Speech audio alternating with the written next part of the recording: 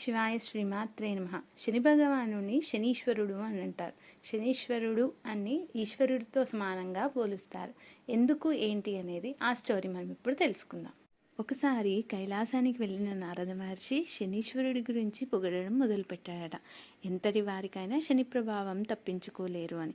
ఈ మాటలు విన్న పరమేశ్వరుడు శని ప్రభావం ఎవరి మీదైనా ఉంటుందేమో కానీ నా మీద మాత్రం పనిచేయదు అన్నాడట. ఇదే మాటను నారదుడు యథాతథంగా శని భగవానుడికి చెప్పాడంట. నా ప్రభావం నుంచి తప్పించుకోవడం ఎవ్వరి తరం కాదు అని అన్నాడంట. ఇది సృష్టి ధర్మం అని శని భగవానుడు చెప్పాడంట.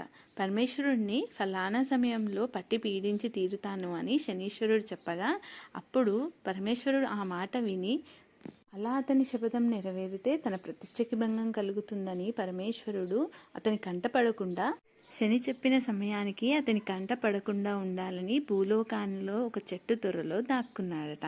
అలా దాక్కున్న పరమేశ్వరుడు మర్నాడు కైలాసానికి వచ్చిన శనిదేవుడిని చూసి, శివుడు నన్ను పట్టి పీడిస్తానన్నావు కదా, నీ శపథం ఏమైంది అంటూ పరిహసించాడట. ముల్లోకాలకు లయకారుడికి అయిన నువ్వే ఆ చెట్టు త్వరలో దాక్కున్నావు, ఇదే నా ప్రభావం కదా అని శని చెప్పాడంట. అప్పుడు పరమేశ్వరుడు శనిదేవుడి యొక్క శక్తిని గ్రహించి, ఈరోజు శని త్రయోదశి నాడు ఎవరైతే నేను పూజిస్తారో వారికి నీ అనుగ్రహంతో పాటు నా అనుగ్రహం కూడా కలుగుతుందని, ఇక నుంచి నువ్వు శనీశ్వరుడు అని పేరుతో కూడా పిలువబడతావు అని ఆశీర్వదించాడట. ఇది ఈ స్టోరీ. మీకు నచ్చితే తప్పకుండా లైక్ చేయండి. ఓం నమః శివాయ. శ్రీమాత్రే నమః.